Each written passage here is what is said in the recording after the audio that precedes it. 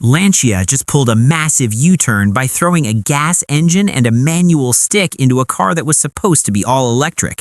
Think it's just being old school? Nope, this is a calculated business move, and likely the last lifebuoy for a legend starving for sales. Welcome back to DriveNomics. Today, we're dissecting the Lancia Ypsilon 100, a car whose very existence raises a big question. Is Stellantis actually reviving Lancia, or just trying to squeeze the last drop out of some leftover parts? The hottest news is the arrival of the Turbo 100 version in the 2025-2026 Ypsilon lineup for the European market. Unlike its flashy EV sibling or the complex hybrid, the Turbo 100 goes back to basics: a 1.2-liter turbo engine and a 6-speed manual. It's the first time we've seen a luxury brand take a technical step backward in the middle of the digital age. Officially, it's targeting purists who love a mechanical feel, or those just not ready to drop a fortune on an EV. It sounds like they're giving a gift to the fans, but it's really a silent admission electric cars are still way out of reach for the average city driver. It sounds like they're playing nice, but trust me, it's not that simple or romantic. Why does this matter? Because it strips away the cold, pragmatic strategy of the Stellantis group. Launching a manual gas version helps Lancia lower the financial barrier, dragging customers back into the showroom before the brand is forgotten forever. This isn't a tech breakthrough, it's a survival tactic, recycling the Peugeot 208's bones to maximize profit.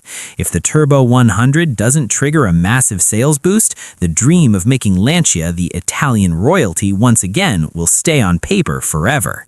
Now let's talk money. This is where the real fight begins. In Italy, the Lancia Ypsilon 100 starts at an extremely accessible $22,500 or €20,900. For the US market, if it were imported, we'd be looking at roughly $23,000.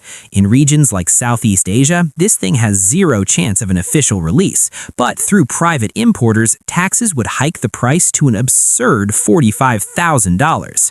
For a manual B-segment hatchback, that price tag would be considered delusional in many places, but in Europe, it's a bargain for a luxury badge. Sounds great for the wallet, but maybe not the smartest move once you see what's actually under the skin.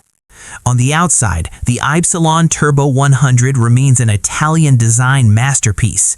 That Y-shaped LED signature up front and those circular taillights inspired by the legendary Stratos make it pop in a sea of boring hatchbacks. However, all this premium flair is essentially an Armani suit draped over the common bones of a Peugeot 208. It looks great, it's got style, right up until you realize you're paying a premium just for a prettier shell. The interior is where the story actually gets interesting. The centerpiece is that Salas circular table sitting right in the middle of the dashboard.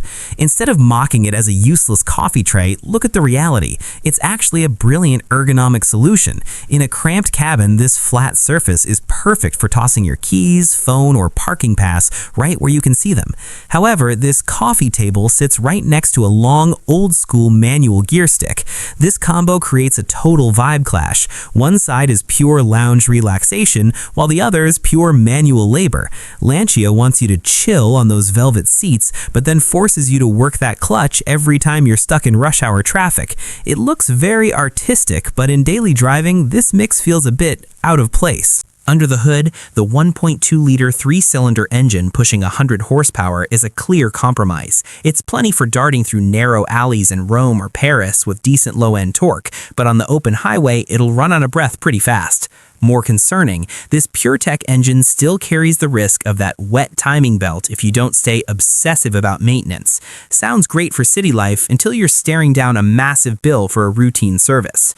Compared to rivals like the Peugeot 208 or Opel Corsa, the Ypsilon Turbo 100 takes its own path, selling style instead of specs. The 208 is youthful, the Corsa is practical, but the Ypsilon is for those who want a luxury badge on a budget. It's a subtle jab at anyone who thinks manual always means driver's car, when in reality it's just a cost-cutting move by the manufacturer. The DriveNomics take is this. This isn't a tech revival. It's a brand resurrection using the oldest tricks in the book. Lancia is selling you an Italian dream built on the bones of a budget French car. Is this a clever survival tactic or just a disappointing step backward? What do you guys think of this coffee table sitting next to a manual stick? Will you go for practical convenience or stick with the modern values of an EV? Is the Ypsilon Turbo 100 the bargain of the year, or just a desperate attempt to clear out old parts? Drop your thoughts in the comments below and I'll be there to jump into the debate. Don't forget to hit like and subscribe to DriveNomics so you don't miss our next blunt but honest car breakdowns.